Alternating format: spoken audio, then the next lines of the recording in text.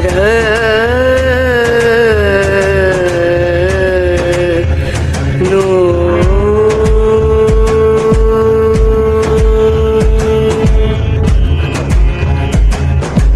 राधे, जय माता की भक्तों। आप सभी का स्वागत करती हूँ स्पिरिचुअल ज्ञान साधना में और आप सभी से अनुरोध करती हूँ कि स्पिरिचुअल ज्ञान साधना को सब्सक्राइब कर लीजिए और बेल आइकन को प्रेस कर दीजिए ताकि आपको नई नई वीडियोस का नोटिफिकेशन मिलता रहे। जय माता की, राधे राधे। माता रानी के नवरात्रे आ गए हैं। शेरों वाली मैया हमारी धरती पर आ गई हैं, घर घर में विराजी हैं।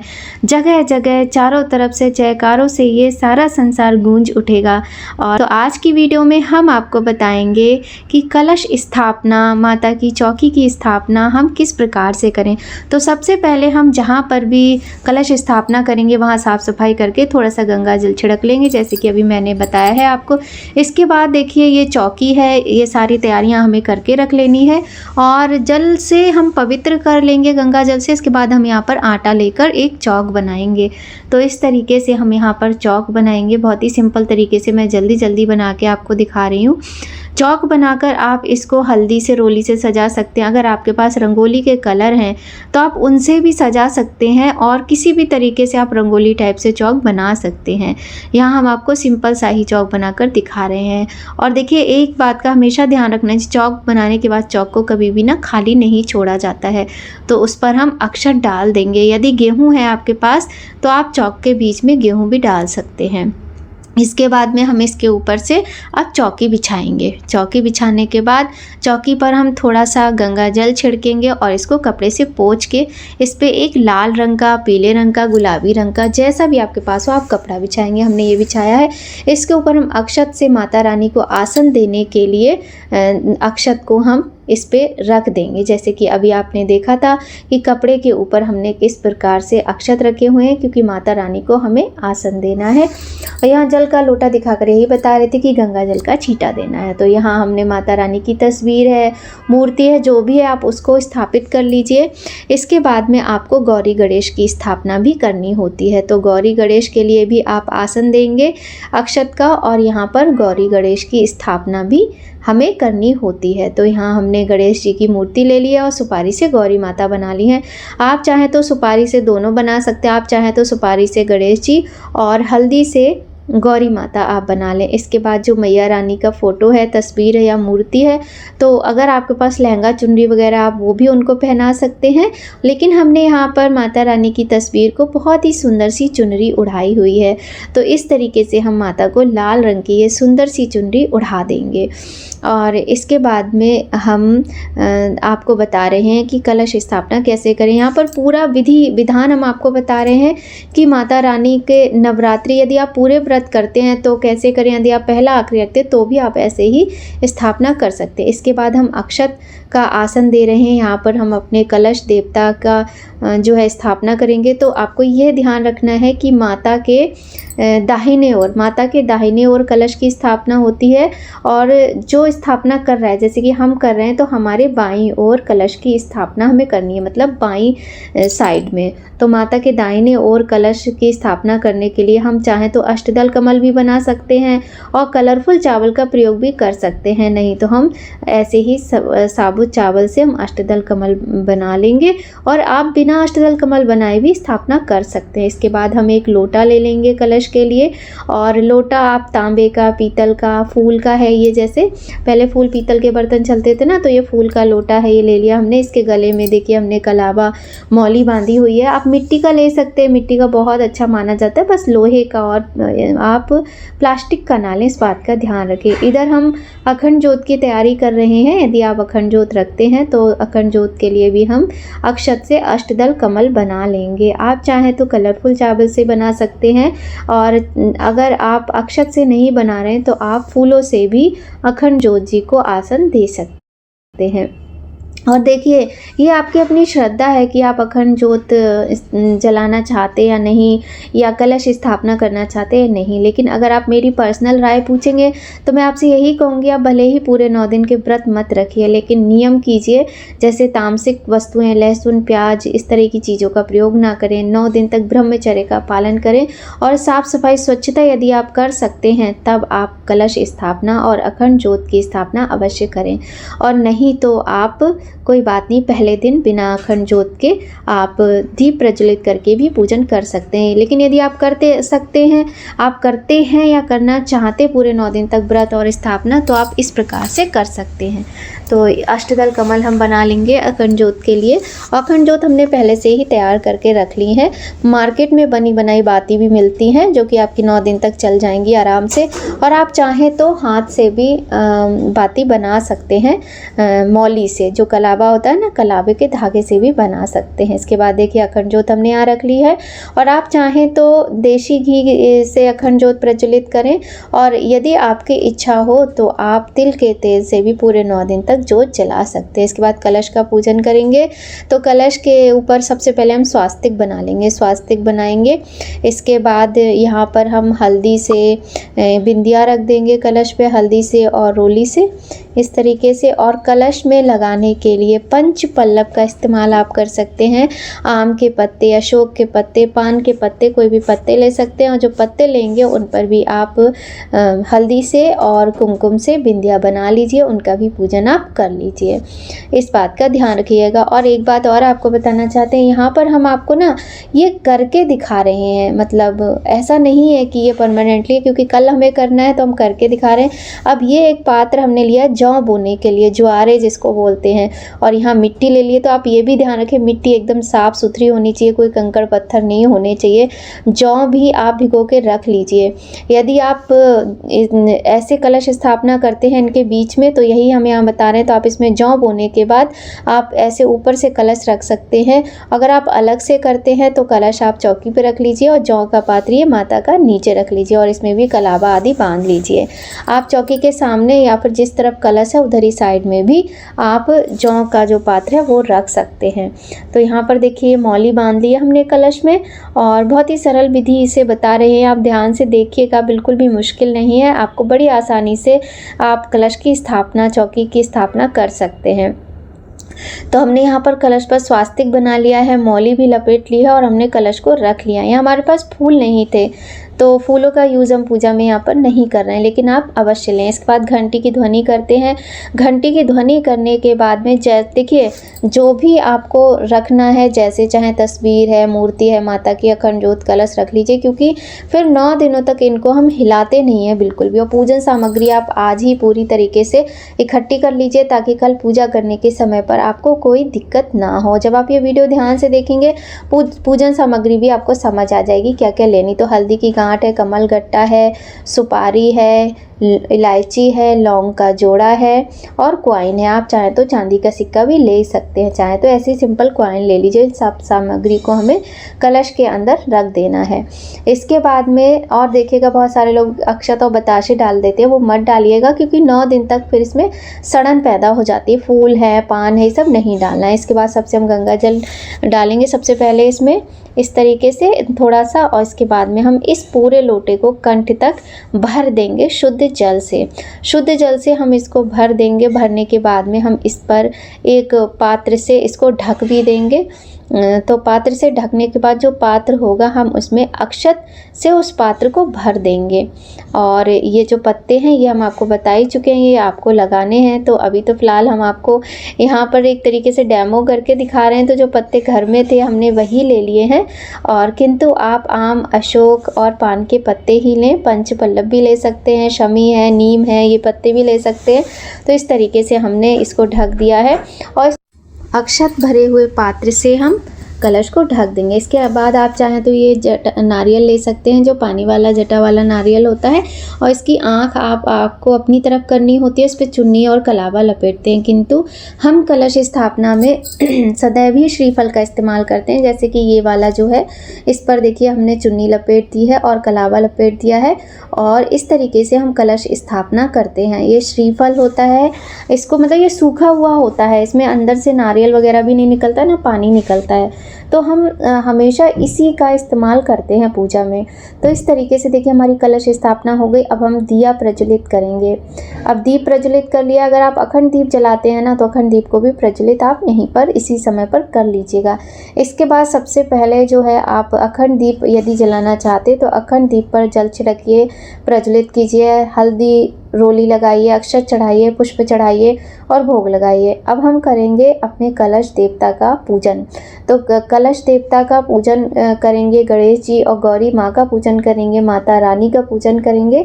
तो ये विधि भी आप ध्यान से देख लीजिएगा। बहुत ही सरल तरीके से हम यहाँ पर आपको सारी विधियाँ बता रहे हैं। यहाँ धूप भी हमने जला ली है, तो धूप दिखाएंगे। कलश देवता जो है, इसमें देखिए 33 कोटि देवी देवताओं का वास होता है। ये वरुण देवता इनको कहा जाता है। तो ओम वरुण देवताभ्यो नमः, इस तरीके से मंत्र बोलते हुए हम इनका पूजन करेंगे। तो सबसे पहले हम क्या करेंगे, कलश पर जल छिड़केंगे। जल छिड़कने के बाद में हम इन पर सबसे पहले जो है चंदन लगाएंगे। इस तरीके से चंदन लगाएंगे। चंदन लगाने के बाद हल्दी लगाएंगे, और हल्दी लगाने के बाद हम इन पर रोली से तिलक करेंगे, और रोली से तिलक करने के बाद हम इन पर अक्षत चढ़ाएंगे। अक्षत चढ़ाने के बाद में हम पुष्प चढ़ाएंगे, और पुष्प चढ़ाने के बाद हम इनको भी कुछ ना कुछ भोग में अवश्य ही अर्पण करेंगे। तो इस तरीके से हमारा कलश देवता का पूजन हो जाता है। वरुण देवता का ध्यान करते हुए, उनका आवाहन करते हुए हमें यहाँ पर इनका पूजन करना है। अब हम करेंगे अपने गणेश जी का पूजन।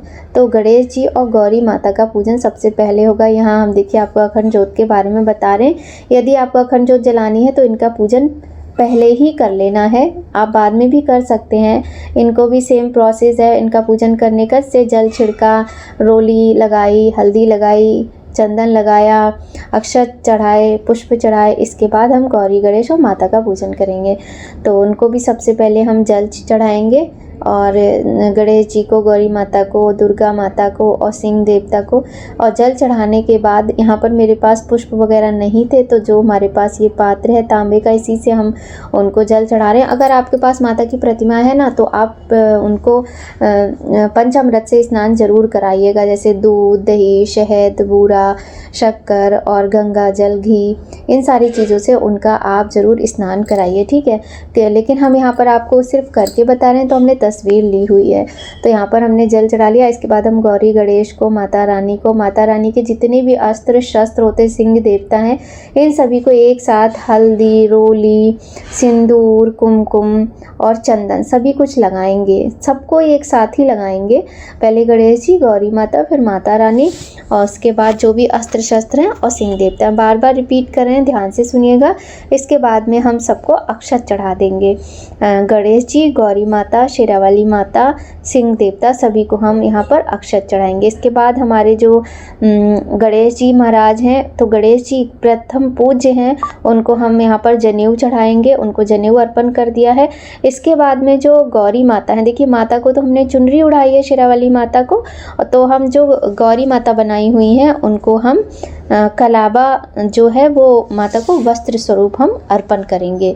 वस्त्र स्वरूप हम जब माता को कलावा अर्पित कर देंगे, तो देखिए इसी तरीके से हमारा पूजन जो है, यही प्रोसेस हमारा रहेगा। माता को हमने चुनरी उड़ा दी है, यहाँ हम यही बता रहे हैं आपको। और इसके बाद में हम माता को लगाएंगे भोग।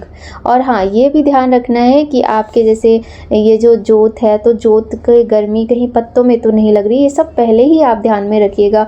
और घंटी की ध्वनि करना बिल्कुल मत भूलिएगा। तो यहाँ पर हमने कुछ फल ले लिए हैं और बताशा है, बताशे का भोग माता को ज़रूर लगाइए।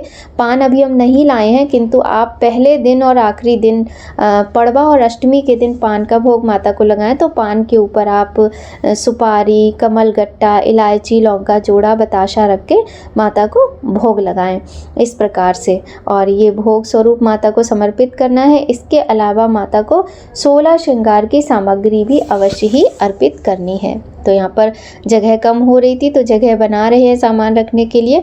अब माता को हम 16 श्रृंगार की सामग्री अर्पित करेंगे और पहले दिन ही अर्पित करनी चाहिए, तो बहुत शुभ रहता है। और जो सामग्री आप पहले दिन अर्पित करते हो वो सामग्री आप स्वयं भी इस्तेमाल कर सकते हो। तो 16 श्रृंगार की सामग्री अगर आप पूरी 16 नहीं लेते हो तो कम से कम चूड़ी, सिंदूर, बिंदी, आलता, मेहंदी, बिछिया, ये सारी चीज़ें आप ले लीजिएगा, ये अर्पित कीजिएगा। इससे पहले हम आपको एक चीज़ और यहाँ बताते हैं कि जैसे बहुत सारे लोग माता की चौकी लगाते हैं तो षोडश मातृका और नवग्रह की स्थापना भी करते हैं। तो आप अक्षत से आप 16 खाने बना लीजिए और 9 खाने बना लीजिए।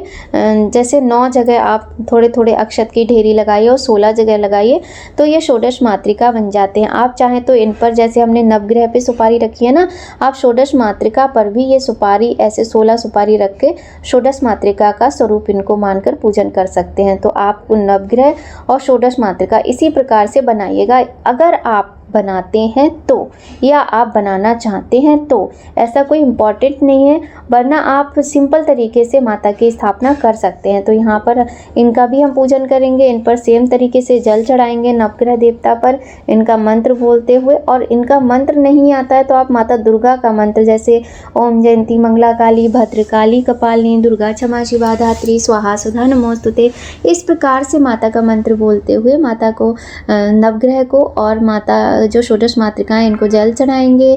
इनको भी हल्दी, चंदन, रोली सभी कुछ चढ़ाएंगे, पुष्प चढ़ाएंगे, अक्षत चढ़ाएंगे, भोग लगाएंगे और हम धूप दीप भी दिखाएंगे। इन पर भी आप वस्त्र स्वरूप मौली चढ़ाइएगा ज़रूर, ठीक है। तो इनका पहले दिन इसी प्रकार से हम पूजन करते हैं, जैसे हम स्वयं करते हैं वैसे आपको बहुत ही सरल विधि से बता रहे हैं। तो यहाँ पे इनका पूजन हो गया है। इसके बाद हमने देखिए भोग भी लगा दिया है और भोग भी लग गया है माता को। हमने 16 श्रृंगार की सामग्री भी हम माता को अर्पित करेंगे। अब हम क्या करेंगे, सबसे पहले करेंगे यहाँ पर कुछ पाठ वगैरह करेंगे। इसके बाद में हम अग्यारी करेंगे और आरती करेंगे। अब हमारी पूजा लगभग हो ही चुकी है। अगर पाठ विधि आपको जाननी है कि पाठ किस प्रकार से करना है तो उसके लिए आप कमेंट कीजिएगा, आपको हमारे चैनल पर बहुत जल्द पाठ विधि भी मिल जाएगी, ठीक है। अब देखिए 16 श्रृंगार की सामग्री है जो कि हम माता को टच करा के चौकी पर रख लेंगे। नहीं चौकी पर जगह है तो आप एक साइड में सारी सामग्री एक छोटी सी ऐसी बांस की डलिया में करके माता को स्पर्श करा के रख लीजिएगा। और पहले ही दिन 16 श्रृंगार की सामग्री हमें चढ़ा देनी चाहिए। और आप चाहें तो ये मंदिर में भी चढ़ा सकते हैं, लेकिन मंदिर में चढ़ाने के लिए अगर आप चाहें तो अलग से भी ले सकते हैं और ये घर में चढ़ा दीजिए, मंदिर में चढ़ाने के लिए अलग से ले लीजिएगा। हम तो ऐसे ही करते हैं, जैसा हम करते हैं वैसा ही हम आपको बता रहे हैं। तो माता को 16 श्रृंगार की सामग्री लेकिन अवश्य ही अर्पित करनी चाहिए, ठीक है। अब हम पाठ करेंगे तो दुर्गा चालीसा का पाठ कर सकते हैं और जो भी माता के पुस्तकें आती हैं काफ़ी सारी, विंध्येश्वरी चालीसा है वो भी कर सकते हैं। और यहाँ पर हम श्री दुर्गा सप्तशती जी जो गीता प्रेस की आती हैं उनका पाठ करेंगे। तो ऐसे पूजन करने के बाद में माता का पाठ करना चाहिए। यदि सुबह के समय आपके पास समय नहीं है तो शाम के समय भी आप कर सकते हैं। पाठ करने के बाद अग्यारी करनी है तो आप चाहें तो प्लेट में या फिर मिट्टी के पात्र में भी अग्यारी कर सकते हैं। हमने यहाँ पर ये तांबे का पात्र लिया, इसको एक प्लेट में रख लिया है ताकि कपड़ा ना जले, क्योंकि ये गर्म हो जाएगा तो कपड़ा जलने का डर रहेगा। तो इस सब चीज़ों का ना पूजा पाठ में ध्यान रखना चाहिए। और यहाँ पर हमने एक कंडा ले लिया है, गाय के गोबर का कंडा मार्केट में बड़ी आसानी से मिल जाता है, और उसके छोटे छोटे टुकड़े कर लिए हैं। उस पर इस तरीके से उसको घी से भिगो लिया है। इस तरीके से जब हम कर लेते हैं ना तो अग्यारी करने में हमें प्रॉब्लम नहीं होती है। थोड़ा सा कपूर हम यहाँ पर डाल देंगे और इसके बाद में हम कपूर डालने के बाद में हम जो अग्यारी करने जा रहे हैं उनको हम प्रज्वलित कर लेंगे इस तरीके से, क्योंकि जितना अच्छा इनमें अग्नि होगी उतने ही अच्छे तरीके से हमारी अग्यारी हो जाएगी। फिर हम इन्हें प्रणाम करेंगे, इनको जल छिड़केंगे और जल चढ़ाने के बाद मतलब बहुत ज़्यादा जल नहीं, आपको छींटा देना है 1-2 ऐसी दूर से। और इसमें फिर हमको यहाँ पर इनको भी तिलक करना है, चंदन से रोली से तिलक करना है। और तिलक करने के बाद हम सबसे पहले इनको बताशा है, बताशे में 1 लौंग का जोड़ा और देशी घी रखकर इनमें समर्पित करेंगे। माता का मंत्र बोलते हैं, जैसे सर्वमंगल मांगल्ये शिवे सर्वार्थ साधिके शरण्ये त्र्यंबके गौरी नारायणी नमोस्तुते स्वाहा, इस तरीके से, या फिर ओम दुम दुर्गाय नमः स्वाहा, इस तरीके से माता का मंत्र बोलते हुए हमें यहाँ पर अग्यारी करनी है। अब पहला मंत्र ये हो गया। अब इसके बाद में आप चाहें तो इसी मंत्र को दोहराते रहिए, नहीं तो कोई दूसरा मंत्र जैसे या देवी सर्वभूतेषु माँ शक्ति रूपेण संस्थिता नमस्तस्यै नमस्तस्यै नमस्तस्यै नमो नमः स्वाहा, ऐसे करते हुए आपको इसमें 5, 7, 9, 11 ऐसे आहुति देनी होती है और लास्ट में स्वाहा जरूर बोलना है मंत्र के। तो हमने यहाँ पर हरि दर्शन की सामग्री लिया, आप घर में भी बना सकते हैं और आप रेडीमेड भी किसी अच्छी क्वालिटी की, अच्छी कंपनी की हवन सामग्री बाहर से ला सकते हैं। और आप बड़ा हवन भी कर सकते हैं। और बड़ा हवन यदि आप नहीं कर पा रहे हैं तो आपको ये देखिए, ये हवन सामग्री है हरि दर्शन की। अगर बड़ा हवन नहीं कर पा रहे हैं तो अग्यारी तो हमें अवश्य करनी चाहिए। इसके बाद में हमने ये हवन सामग्री जो ली है इसमें थोड़ा सा घी मिलाया है, कुछ गुड़ है जैसे पिसा हुआ या फिर बूरा है, मीठा मिलाना है। इसके बाद हम यहाँ पर मंत्र बोलते हुए इस प्रकार से अग्यारी कर लेंगे। ठीक है, अग्यारी की जब हम 5, 7, 11 आहुति दे देंगे, इसके बाद हम इनके चारों तरफ, अग्यारी के चारों तरफ 3 बार घुमाकर जल छोड़ देंगे। ठीक है, ओम शांति शांति करके। और ये करने के बाद हम करेंगे माता की आरती। माता की आरती सबसे पहले आप चाहें तो गणेश जी की कर लीजिए, नहीं तो गणेश जी का मंत्र बोल लीजिए। और माता की कोई भी आरती, जैसे ओम अम्बे तुम हो जगदम्बे, काली जय दुर्गे खप्पर वाली, या फिर ओम जय अम्बे गौरी मैया जय श्यामा गौरी, ऐसे करते हुए माता की हमें आरती कर लेनी है।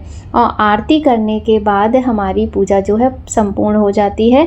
और कपूर से भी, जैसे दिया है, आप चाहें तो सिंगल दिए से आरती कर लीजिए, नहीं तो दिए को एक प्लेट में रख के और कपूर से और इससे दिए से आरती करनी है। और आप सिर्फ कपूर की आरती भी कर सकते हो, ऐसा नहीं है कि दोनों ही होना चाहिए। बस हम आपको यहाँ पर करके दिखा रहे हैं कि आप इस प्रकार से कर सकते हो। तो ये हमने आरती का दिया ले लिया है, यहाँ पर एक साइड में हम कपूर का दिया बना के रख लेंगे। और घंटी की ध्वनि करते हुए हमें इस बात का भी ध्यान रखना है कि माता को बहुत ही प्रिय है घंटी की ध्वनि। घंटी की ध्वनि करते हुए हम इस प्रकार से यहाँ पर माता की आरती कर लेंगे। ज़्यादा आरती करने का आपका मन है तो आप ज़्यादा भी कर सकते हैं, नहीं तो एक आरती तो आपको करनी ही चाहिए। तो इस प्रकार से माता की आरती हम करेंगे। और आरती करने के बाद आरती के चारों तरफ हम जल घुमा देकर और पृथ्वी पर छोड़ देंगे। इसके बाद हम भगवान को यानी माता को आरती दे देंगे। हम मंत्र बोलना है, त्वमेव माता च पिता त्वमेव, त्वमेव बन्धुश्च सखा त्वमेव, त्वमेव विद्या द्रविड़ं त्वमेव, त्वमेव सर्वं मम देव देव, इस प्रकार से हमें बोलना है। और माता का मंत्र भी बोल सकते हैं। माता को आरती देने के बाद हम स्वयं आरती ले लेंगे और रख देंगे, फिर प्रणाम कर लेंगे। व्रत का संकल्प लेना बिल्कुल भी मत भूलिएगा। माता को बोलिएगा कि आपने आज व्रत रखा है, तो एक व्रत रखा है तो वो बताइएगा। पूरे 9 दिन के व्रत रखे हैं तो माता से आप अपने लिए शक्ति सामर्थ्य मांगिए कि माँ कि मैं आपके 9 दिन तक पूजा व्रत करना चाहती हूँ, मुझे इतनी शक्ति दीजिए, इतनी सामर्थ्य दीजिए, मुझे आशीर्वाद दीजिए कि मैं बिना किसी विघ्न के आपके व्रत पूर्ण कर सकूँ। इस प्रकार से माता से विनती कीजिए। और यहाँ पर हमारी पूजा संपन्न हो गई है, आरती भी हो गई है। अब हाँ, अब आप एक बात का ध्यान रखिएगा कि अगर आपको माता के मंत्रों का जाप करना है तो आप रुद्राक्ष की माला ले लीजिए। रुद्राक्ष की माला सबसे बेस्ट होती है मंत्रों के जाप के लिए। तो माता के मंत्रों का जाप कर लीजिए। और सजाना आपको जिस प्रकार से हो, आप खूब अच्छे तरीके से माता की झांकी सजाइए, लाइट लगाइए। हमने तो यहाँ पर आपको पूजा करने की विधि बताई है कि इस प्रकार से करते हैं। और माला को सदैव इस प्रकार का एक ये जो थैली टाइप की आती है ना, इनमें रखना चाहिए। माला को कभी भी ऐसे बाहर खोल के नहीं रखना चाहिए। तो इस तरीके से पहले दिन की पूजा संपन्न होती है और इसी प्रकार से शाम की पूजा भी की जाती है। आप चाहें तो शाम के समय अग्यारी भले मत कीजिए, लेकिन जो भी पुष्प चढ़ाएं, भोग लगाए, सारा माता के आगे से हमें उस शाम से होने से पहले उठाना चाहिए। जो भी दिए वगैरह होते हैं, आरतियाँ होती हैं, इनको माँज के साफ़ करके पोंछ के बना के रख लीजिए। और हाँ, नवरात्रि में दोनों समय स्नान करना ज़रूरी होता है। अगर आप 2 समय स्नान नहीं कर सकते तो कम से कम वस्त्र तो बदल ही लेने चाहिए। आपको धुले हुए वस्त्र ही प्रयोग में लाने चाहिए। तो आप शाम के समय हाथ पैर मुंह धोकर वस्त्र बदल लीजिए या फिर आप स्नान कर लीजिए। और इस तरीके से फिर आप शाम को भी माता को तिलक लगा के, पुष्प चढ़ा के भोग लगाइए और आरती कीजिए। इतना तो हमें करना ही चाहिए। ऐसे होती है माता के नवरात्रि में सुबह शाम की पूजा। माता रानी का आशीर्वाद आप सभी पर सदा बना रहे। आपके नवरात्रि के व्रत बिना किसी विघ्न के पूर्ण हो, ऐसी माता से कामना करते हुए आज की वीडियो का यहीं पर एंड करते हैं। वीडियो आपके लिए थोड़ा भी हेल्पफुल हो तो लाइक ज़रूर कीजिएगा। मिलते हैं नेक्स्ट वीडियो में। जय माता की। राधे राधे।